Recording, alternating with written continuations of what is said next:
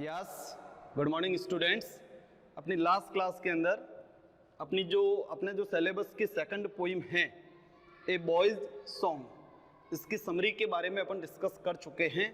इस पोइम के poet Gibson ने इस पोइम को मीडिएटर या माध्यम बनाते हुए जितने भी ह्यूमन बींग्स हैं उसको एक मैसेज कन्वे किया है कि अपने को जिस तरह के ह्यूमन बींग्स को जिस तरीके से नेचर की ओर से फ्रीडम का एक राइट दिया गया है, एक गिफ्ट दिया गया है फ्री रहने का, यानी जितने भी ह्यूमन बींग्स हैं उनके ऊपर किसी भी टाइप का कोई अपन कह सकते हैं उनको बॉन्ड नहीं किया गया है, वो एकदम फ्री है। उसी तरीके से गिब्सन जो इसके पोइट हैं वो बता रहे हैं कि जितने भी बर्ड्स हैं सरफेस से लेके हाइट तक जितने भी उड़ने वाले पक्षी हैं उन पक्षियों को भी फ्री रखने के लिए वो एडवोकेट करता है, वकालत करता है, अपन सभी को बताता है कि उन पक्षियों को भी कभी कैच करके कभी पकड़ के रखने की जरूरत नहीं है। लास्ट वीडियो के अंदर अपन इसके बारे में डिस्कस कर चुके हैं और अपन अगर उन पक्षियों को फ्री रखते हैं तो दो बेनिफिट भी उन्होंने बताए थे कि ये जो चीज है जॉय को इंक्रीज करने का काम करेंगे और नेचर की ब्यूटी को इंक्रीज करने का काम करेंगे। ये बात अपने लास्ट वीडियो के अंदर अपन डिस्कस भी कर चुके हैं और उसी बात को बताने के लिए पोइट ने दो एग्जाम्पल भी दिए हैं। पहला एग्जाम्पल उसने ब्लू टिट नाम का सबसे छोटा जो पक्षी होता है जो कि पेड़ की झाड़ी पे बैठता है या पाया जाता है, वहां से लेके हाइट में उड़ने वाला एक जो गरुड़ ईगल जो होता है उनके बीच में, यानी हाइट से लेके अपने अर्थ तक जो जितने भी पक्षी पाए जाते हैं, पोइट चाहता है कि वो हमेशा फ्री रहे और किस तरीके से उनका बेनिफिट ह्यूमन बींग्स को हो सकता है इसके बारे में अपन अपनी लास्ट पोइम के अंदर जो समरी अपन ने या मेन थीम या सेंट्रल आइडिया जो डिस्कस किया था उसके अंदर अपन पढ़ चुके हैं।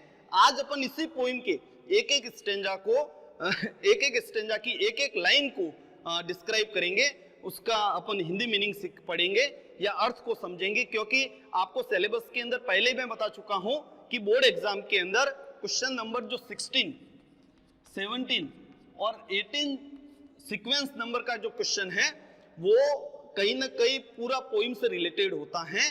तो उनके आंसर देने के लिए एक स्टेंजा पूछा जाएगा, उसके अंदर से दो क्वेश्चन आपको पुट किए जाएंगे, पूछेंगे उनके आंसर को लिखने के लिए, या फिर क्वेश्चन सीक्वेंस नंबर 18 उस पे आपके 4 क्वेश्चन पूछे जाएंगे, उसमें से 3 का आपको आंसर देना है, वो भी कहीं ना कहीं पोइम से रिलेटेड होते हैं। तो इन सभी के आंसर देने के लिए ईच एंड एवरी पोइम की आपके एक एक लाइन का आपको मीनिंग आना चाहिए और उसका सेंट्रल आइडिया, उसकी थीम, उसका मेन पॉइंट, उसमें किसको लेके क्या डिस्क्राइब किया गया है, सारी बात आपको अच्छे से पता होनी चाहिए। इसी पोइम का पहला जो स्टेंजा है, because I set no snare but leave them flying free, all the birds of the air belong to me, ये फर्स्ट स्टेंजा है इसी पोइम का। इसके बारे में अपन डिस्कस करते हैं। तो सबसे पहले बिकॉज का मतलब होता है क्योंकि।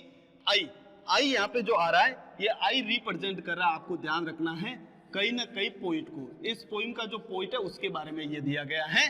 मैं कह सकता हूं कि इस पोइम का जो पोइट है गिब्सन, वो गिब्सन के लिए ये आई यहाँ पे आया है। सेट का मतलब भी आपको ध्यान रखना है, मतलब होता है पुट यानी रखना, नो यानी नहीं, स्नेयर का मतलब होता है नेट या जाल, ये आपको ध्यान रखना पड़ेगा। Because I set no snare, अगली जो लाइन है इसके अंदर आपको इसका अपन मीनिंग समझते हैं, बट यानी किंतु। लीव का मतलब होता है छोड़ना, जिसको अपन कह सकते हैं अबैंडन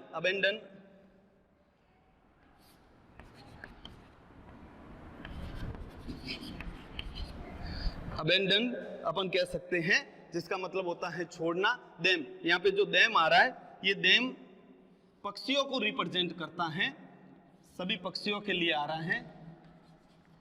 और स्पेशल इस पोइम के सेंस में बात करें तो ब्लू टिट के लिए हो सकता है या फिर ईगल के लिए हो सकता है। फ्लाइंग का मतलब होता है उड़ना, फ्री यानी किसी भी टाइप से उनको मैं बंधन में रखता नहीं हूं। तो दो लाइन के मीनिंग को समझते हैं। बिकॉज क्योंकि, आई यानी मैं, पोइट की बात हो रही है, सेट यानी फैलाना, बिछाना, नो यानी नहीं, स्नेयर यानी जाल को, बट यानी किंतु, लिव यानी छोड़ना, देम यानी उनको, पक्षियों के लिए आ रहा है, फ्लाइंग फ्री यानी स्वतंत्र उड़ने के लिए। अब इसके मीनिंग को अपन समझते। पोइट गिब्सन इस पोइम का अपने को बिगनिंग की 2 लाइन के अंदर मैसेज कर रहा है, बता रहा है कि मैं किसी भी टाइप के जाल को बिछाता नहीं हूं, क्योंकि मैं किसी भी टाइप के जाल या नेट को बिछाने का काम नहीं करता हूं, स्प्रेड नहीं करता हूं, फैलाता नहीं हूं, किंतु उसके जस्ट ऑपोजिट मैं क्या करता हूं, देम यानी उन सभी पक्षियों को या स्पेशल अपन कह सकते ब्लू टिट या ईगल्स को क्या कर देता हूं, फ्लाइंग फ्री, किसके लिए छोड़ देता हूं, स्वतंत्र उड़ने के लिए, यानी कभी उनको बंधन बना के रखता नहीं हो, उनको कभी जाल में कैच करके नहीं रखता हूं। वापस 2 लाइन का अर्थ समझते हैं टोटल अपन दोनों लाइन को जोड़ते हुए कि पोइट ये कहना चाहता है कि मैं कभी भी पक्षियों को जाल में बंद करके या नेट के अंदर या पिंजरे में बंद करके नहीं रखता हूं, अपितु या किंतु या उनकी जगह मैं हमेशा उनको स्वतंत्र उड़ने के लिए फ्री छोड़ देता हूं, किसी भी टाइप का उनके ऊपर कोई बंधन रखता नहीं हूं। ये बिगनिंग की 2 लाइन का मतलब है ऑल। ऑल का मतलब होता है सभी, द बर्ड्स सभी पक्षियों की बात हो रही है, ऑफ द एयर, एयर का मतलब होता है यहाँ पे हवा से है, यानी एनवायरमेंट के अंदर या एटमॉस्फेयर के अंदर या खुले आकाश में, स्काई के सेंस में भी आ सकता है, पूरी हवा की भी बात हो सकती है, एटमॉस्फेयर की बात हो सकती है, एनवायरमेंट की बात भी हो सकती है, अर्थ की भी बात हो सकती है। ये पूरे सभी अपन कह सकते हैं सभी बातों को ये वर्ड यहाँ पे रिप्रेजेंट कर रहा है। All the birds of the air, यानी वातावरण के सभी जो पक्षी हैं, ऑल द बर्ड्स यानी सभी पक्षी, ऑफ द एयर यानी वातावरण के एनवायरमेंट के, अर्थ के या स्काई के सभी जो पक्षी हैं, belong to me. Belong to me का मतलब होता है यहाँ पे ये जो वर्ड दिया गया है बिलोंग, इसका मतलब है be the possession of, be the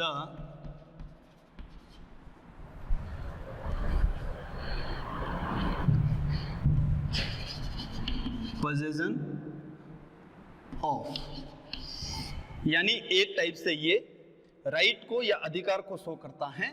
यानी अपन कह सकते हैं दोनों लाइन को साथ में जोड़ते हुए, all the birds of the air belong to me, वातावरण के, स्काई के या अर्थ के जितने भी पक्षी हैं उन सभी पे बिलोंग टू मी। यहाँ पे वापस ध्यान रखना है, ये जो मी आ रहा है ये वर्ड भी पोइट को रिप्रेजेंट करता है, मी यानी मेरे लिए, ये मी भी पोइट को रिप्रेजेंट करता है। पोइट ये बताता है कि वातावरण के, एनवायरमेंट के, एटमॉस्फेयर के, स्काई के अंदर फ्लाई करने वाले, अर्थ की सरफेस पे बैठने वाले जितने भी पक्षी हैं उन सभी पे कहीं ना कहीं मेरा ही पोजीशन है, मेरा ही अधिकार है, यानी वो भी कहीं ना कहीं मेरे अंडर में ही है। उनको कैच करके उसके ऊपर एक टाइप का राइट जमाने की कोई रिक्वायरमेंट नहीं है। पोइट इस पहले स्टेंजा के माध्यम से वापस बता देता हूं, because I set no snare but leave them flying free, all the birds of the air belong to me, क्योंकि मैं किसी भी टाइप का कोई जाल बिछाता नहीं हूं और हमेशा उनको स्वतंत्र उड़ने के लिए छोड़ देता हूं, और जितने भी पक्षी हैं वातावरण के वो सभी मेरे से ही बिलोंग करते हैं, उन पे पोजेशन मेरा ही है, या एक टाइप से कह सकते हैं उन पे अधिकार मेरा ही है। All the birds of the air, वातावरण के सभी पक्षी बिलोंग टू मी, वो मेरे से बिलोंग करते हैं, उन पे राइट मेरा ही है, उन पे पोजेशन मेरा ही है, उन पे अधिकार मेरा ही है। मी यहाँ पे पोइट के लिए अपन पोइट को रिप्रेजेंट कर रहा है। ये यहाँ पे पहले स्टेंजा का मीनिंग होगा, आपको ध्यान रखना है। पोइट कहना चाहता है कि मैं कभी उनको कैच करके नहीं रखता हूँ, हमेशा उनको फ्री रखता हूँ, और वातावरण के जितने पक्षी है उन पे राइट मेरा ही है, पिंजरे में उनको बंद करके अपना अधिकार शो करने की कभी कोई रिक्वायरमेंट नहीं है। तो कहने का मीनिंग ये है, पहले स्टेंजा से ये बात क्लियर हो रही है कि इसका जो पोइट है वो अपने को एक मैसेज कन्वे करना चाहता है कि जिस तरीके से अपने को राइट मिला गया है, अपन किसी के बंधन में नहीं है, अपन किसी के गुलाम नहीं है, उसी तरीके से जितने भी बर्ड्स हैं, और स्पेशली इस पोइम के सेंस की बात करें तो ब्लू टिट और ईगल को उसने मीडिएटर बनाया है, लेकिन उनको मीडिएटर बनाते हुए वो सभी पक्षियों के बारे में, वो सभी जो बर्ड्स हैं उनकी फ्रीडम की एडवोकेट करता है। ये पहले स्टेंजा का मीनिंग है, पहले स्टेंजा का अर्थ है फ्रॉम टू ब्लू टिट। अगला स्टेंजा अपन देखते हैं।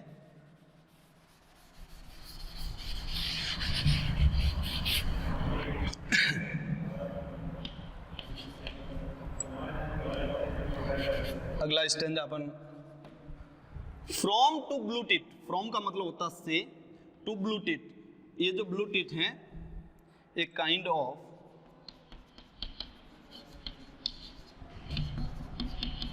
बर्ड, एक टाइप का पक्षी होता है। यानी ब्लू टिट को स्पेशल यहाँ पे बताया गया है कि एक टाइप का ये छोटा सा पक्षी है जो बड़ा स्मॉल होता है, छोटा होता है। ऑन द स्लो, स्लो यहाँ पे ये जो वर्ड दिया गया है इसका मतलब होता है a kind of shrubs, a kind of shrub, एक टाइप की झाड़ी है। तो पहला मतलब फ्रॉम यानी से, टू ब्लू टिट, कहां से, ब्लू टिट से लेकर। अब ब्लू टिट कहां पाया जाता है, कहां बैठता है, on the slow, a kind of shrub, एक टाइप की झाड़ी के ऊपर बैठता है। यानी पृथ्वी की जो सतह है उसमें जो जंगली झाड़ियां पाई जाती हैं उस झाड़ी के ऊपर एक छोटा सा पक्षी बैठता है जिसका स्पेशल नाम क्या दिया गया है, ब्लू टिट। तो अब यहाँ देखिए आपके मन में एक क्वेश्चन आ सकता है, सर पर्टिकुलर इस बर्ड को बर्ड के बारे में बताते हुए पोइट क्या शो करना चाहता है। तो पोइट ये मैसेज करना चाहता है, नेक्स्ट लाइन में आप देखोगे टू द ईगल, ईगल भी एक टाइप का बर्ड है, आपको ध्यान रखना है, ए काइंड ऑफ बर्ड। लेकिन ये ब्लू टिट से अपन कंपेयर करें तो थोड़ा बड़ा पक्षी होता है। तो कहां से लेके, ब्लू टिट से लेके ईगल। अब देखो दोनों की अपन कह सकते हैं, दोनों का एक टाइप से रेजिडेंस अपन कह सकते हैं, दोनों की अपन अगर लोकेशन की बात करें तो ये जो ब्लू टिट है ये जंगली झाड़ी के ऊपर पाया जाता है। एंड ईगल जो होता है ऑन द हाइट, कहां पे उड़ता है, ऊंचाई पे, जिसको हाइट को अपन शो करते हैं वर्टिकल डिस्टेंस भी कह सकते हैं। यानी काफी ऊंचाई पे जो एक पक्षी उड़ता है जिसका नाम क्या है, ईगल। तो डियर स्टूडेंट्स, इस पोइम के माध्यम से इसका जो पोइट है वो अपने को बताना चाहता है, क्या बात बताना चाहता है कि सबसे जो छोटा पक्षी होता है, छोटे पक्षी का नाम उसने किसको क्या नाम बताया है, ब्लू टिट। ब्लू टिट की लोकेशन भी बता रहा है कि वो झाड़ी के ऊपर पाया जाता है। तो झाड़ी के ऊपर पाए जाने वाले छोटे से पक्षी ब्लू टिट से लेकर ऊंचाई पे पाया जाने वाला कौन सा पक्षी, ईगल तक। तो फ्रॉम से लेके टू, आपको ध्यान रखना है, इस वर्ड को कनेक्ट करते हुए पढ़ोगे। वंस अगेन दोनों लाइन का मैं वापस ट्रांसलेट करता हूं कि झाड़ी के ऊपर पाया जाने वाला छोटा पक्षी ब्लू टिट से लेकर बहुत ही स्काई के अंदर हाइट यानी ऊंचाई पे, वर्टिकल डिस्टेंस को शो करता है हाइट, वर्टिकल डिस्टेंस यानी बहुत ही ऊंचाई पे पाए जाने वाला एक ईगल नाम का पक्षी है।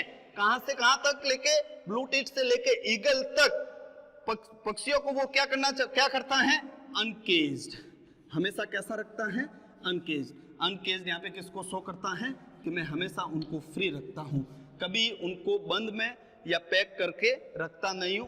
दे कम एंड गो, दे यहाँ पे ये जो दे आ रहा है वो किन के लिए आ रहा है, पक्षियों के लिए आ रहा है। उन दोनों पक्षियों के सेंस में भी इस पोइट के अकॉर्डिंग, इस पोइम के अकॉर्डिंग कह सकते हो कि इस पोइम के अंदर पोइट एक बात बताना चाहता है कि अर्थ की सरफेस पे जो ब्लू टिट नाम का छोटा सा जो पक्षी है जो जंगली पेड़ की झाड़ियों के ऊपर पाया जाता है, और उन झाड़ियों के ऊपर पाए जाने वाले ब्लू टिट से लेकर हाइट में, स्काई के अंदर बहुत ही हाइट पे एक पक्षी जो उड़ता है, फ्लाई करता है, ईगल तक, सभी पक्षियों को पोइट कहता है अनकेज। हमेशा कैसे रखता है वो, या कैसे रखना चाहता है कि उनको फ्री रखो, कभी बंधन में रखने की जरूरत नहीं है, हमेशा उनको वो फ्री रखता है, फ्री रखने के लिए एडवोकेट करता है। आपको भी मैसेज कन्वे करना चाहता है कि मैं तो कभी उनको बंधन में बना के नहीं रखता, पोइट ऐसा कहता है। और इसी के थ्रू सभी को ये मैसेज भी बता रहा है कि हमेशा उनको अनकेज रखिए, दे कम एंड गो। और उन्हीं के बारे में कह रहा है कि वे पक्षी, दे यानी पक्षी, कम यानी आते हैं, एंड गो और चले जाते हैं, उनके ऊपर किसी भी टाइप की कोई रोक टोक नहीं है। फॉर माई डिलाइट, और क्या करते हैं, फॉर माई डिलाइट, किसके लिए आते हैं, फॉर यानी के लिए के सेंस में, माई भी यहाँ पे आ रहा है, किसको रिप्रेजेंट कर रहा है, आपको एक टाइप से ध्यान रखना है, माई भी यहाँ पे रिप्रेजेंट कर रहा है पोइट को।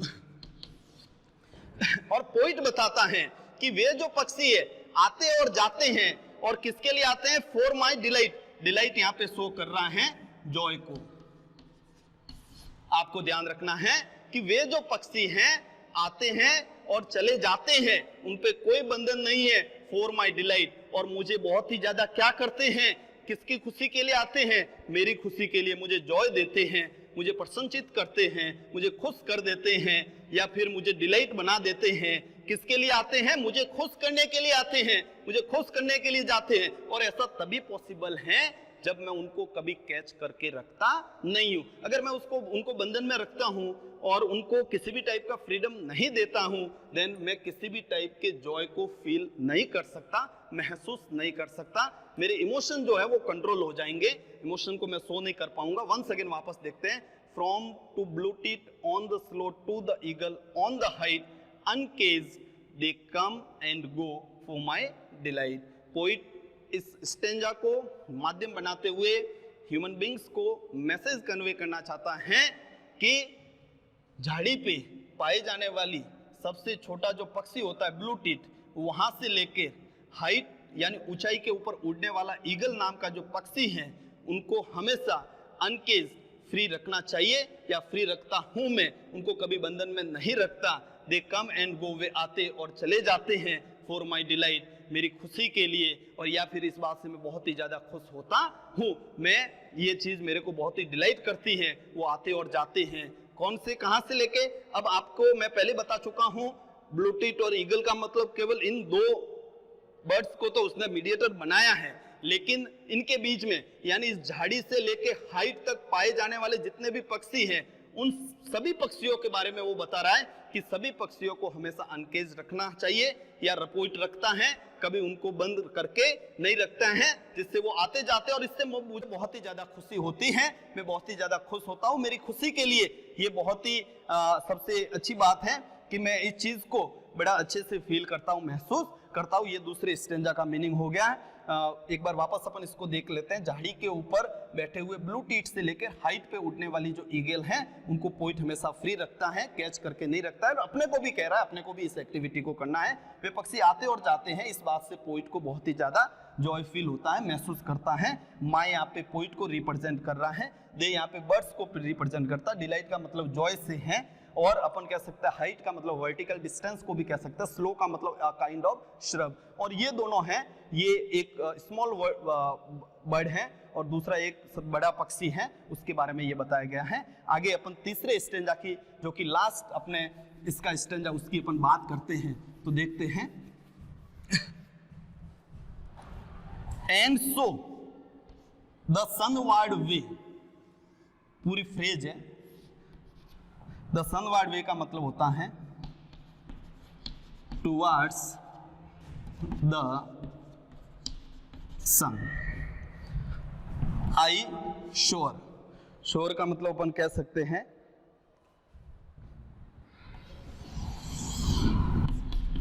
Fly high in the sky. एक टाइप से कह सकते हैं उड़ना, हाइट पे अपन उड़ने की बात करते हैं। पोइट कह रहा है on the eagles wings, wings का मतलब पंख से होता है। एंड इन माई, माई यहाँ पे जो आ रहा है आपकी जानकारी के लिए वापस बता देते हैं, ये पोइट को रिप्रेजेंट कर रहा है। हार्ट ऑल डे, पूरे दिन। The blue teeth sings, blue teeth आपको पता ही है, सिंग्स यानी गाना गाना। अब आगे के स्टेंजा में पहले तो सबसे पहले आपको मैं बताना चाहूंगा, कल भी अपन इसके बारे में डिस्कस कर चुके हैं कि लास्ट स्टेंजा के अंदर वो एक टाइप से दोनों जो बर्ड्स हैं जो कि इस पोइम के अंदर स्पेशल मीनिंग को शो करते हैं, जिसके माध्यम से पोइट अपने को मैसेज करना चाहता है या खुद जो फील कर रहा है कि उन दोनों से वो कितना बढ़िया महसूस करता है, उसके बारे में वो बता रहा है कि and so the sunward way, sunward वे का मतलब होता है टुवर्ड्स द सन, सूर्य की ओर वो एक जर्नी करना चाहता है, एक यात्रा करना चाहता है। तो बोर्ड एग्जाम में ये क्वेश्चन पूछा जा सकता है। जैसे स्टेंजा मैं आपको पहले बता चुका, 16वें 17वें नंबर पे स्टेंजा के क्वेश्चन होंगे, उसमें ये स्टेंजा पूछा जाता है और उसके अंदर ये क्वेश्चन पूछा जा सकता है what do you mean by sunward way. तो आपको बताना होगा कि पोइट एक जर्नी करना चाहता है या जर्नी करता है किसके ऊपर, ऐसी इमेजिनेशन कर रहा है।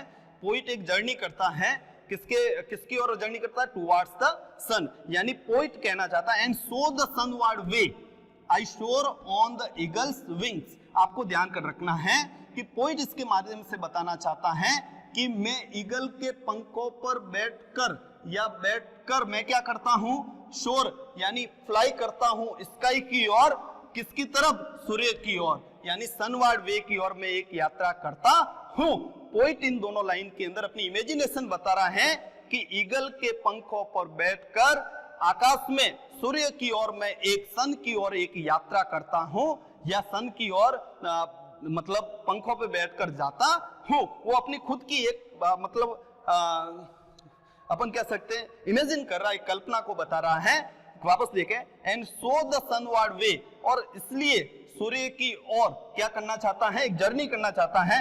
आई श्योर, मैं करता हूं, फ्लाई करता हूं स्काई के अंदर, किसके माध्यम से, ऑन द ईगल्स विंग्स, किसके माध्यम से, सूर्य ईगल के पंखों पर बैठकर मैं आकाश के अंदर सूर्य की ओर एक यात्रा करता हूं। This is the imagination of the poet.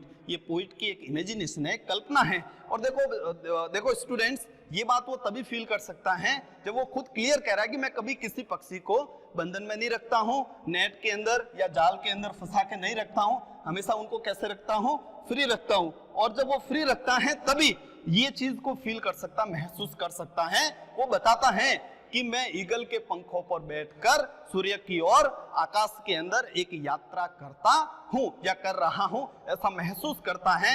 And in my heart, और वो कहता माय यानी मेरे, हार्ट यानी हृदय में, ऑल डे यानी पूरे दिन क्या होता है, the blue tit sings, blue tit क्या करती हैं, एक गाना गाते हैं। यानी ब्लू टिट जो पूरे दिन गाने को गाती हैं, वो बताता है पोइट कि उसके हार्ट के अंदर पूरे दिन वही गाना गूंजता है। कहने का मीनिंग ये है कि इस लास्ट स्टेंजा के अंदर दोनों बर्ड्स जो बताए गए थे, उनकी एक्टिविटी को बताया गया है कि ईगल के पंखों पर बैठकर स्काई के अंदर सन जो है उसकी ओर पोइट एक यात्रा करता है, जर्नी करता है या जाता है। दूसरे जो ब्लूटिड हैं वो किसी गाने को गाती हैं, वो गाना पूरे दिन उस पोइट के हार्ट के अंदर पूरे दिन गूंजता है, या मन में उस गाने को वो फील करता है, उसको बड़ा अच्छा महसूस होता है। इस तरीके से इस पोइम के अंदर लास्ट के स्टेंजा के अंदर आपको ध्यान रखना है, दोनों बर्ड्स की एक्टिविटी बताई गई है। पहले स्टेंजा में एक बार अपन इसको वापस मेन बात इसकी वापस देख लेते हैं।